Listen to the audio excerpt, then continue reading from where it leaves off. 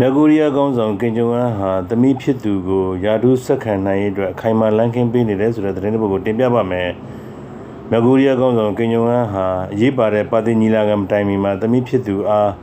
အလားအလာရှိတဲ့ဆက်ခံသူဖြစ်အခိုင်အမာခြေချပေးနေတယ်လို့တောင်ကိုရီးယားထောက်လှမ်းရေးအေဂျင်စီတွေကဖော်ပြပါတယ်။ကင်ဂျုံအန်ရဲ့ဆက်ကြောသက်သမီးဖြစ်သူကင်ဂျူအေးဟာအရေးကြီးတဲ့လူထုခီးစဉ်တွေမှာဇက်တိုက်ပါဝင်လာတာကြောင့်လူအများကသူမအားနောက်ထပ်တက်မဲ့ခေါင်းဆောင်ဖြစ်ရှုမြင်လာကြပါတယ်။ကင်ဂျူအေးဟာဖခင်နဲ့တူပေကျင်းကိုရေးပါသောခီးစဉ်တစ်ခုကိုလိုက်ပါခဲ့ပြီးတဲ့နောက်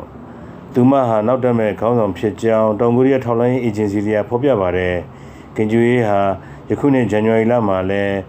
နိုင်ငံတည်ထောင်သူကင်ယီဇွန်းနဲ့ဒုတိယမြောက်ခေါင်းဆောင်ကင်ဂျုံအီတို့ရဲ့ရုပ်အလောင်းများထားရှိရာကင်ဆူဇန်နန်းတော်ကိုဖခင်နဲ့တူတွားရောက်ဂါရဝပြုခဲ့ပြီးမြောက်ကိုရီးယားနိုင်ငံပိုင်မီဒီယာတွေကအဆိုပါပုံရိပ်ကိုဝေဝေဆာဆာဖော်ပြကြပါတယ်။ဖေဖော်ဝါရီလကုန်ပိုင်းမှာမြောက်ကိုရီးယားမှာပါတီကွန်ဂရက်အခမ်းအနားကြီးကျင်းပရန်စီစဉ်ထားပြီးအဆိုပါကွန်ဂရက်၌ကင်ဂျူအေးဟာမြောက်ကိုရီးယားလုံသားပါတီ WPK ရဲ့အတွင်းမှုတစ်ဖြစ်ရွေးချယ်ခံရဖွယ်ရှိနေကြောင်းမြောက်ကိုရီးယားရေးလေ့လာသူတွေကခန့်မှန်းထားပါတယ်။အဆိုပါယာဒူးဟာလည်းမြောက်ကိုရီးယားလုံသားပါတီရဲ့ဒုတိယဩဇာအကြီးဆုံးယာဒူးဖြစ်တယ်လို့သိရပါတယ်။ Burma Voice Media ပါ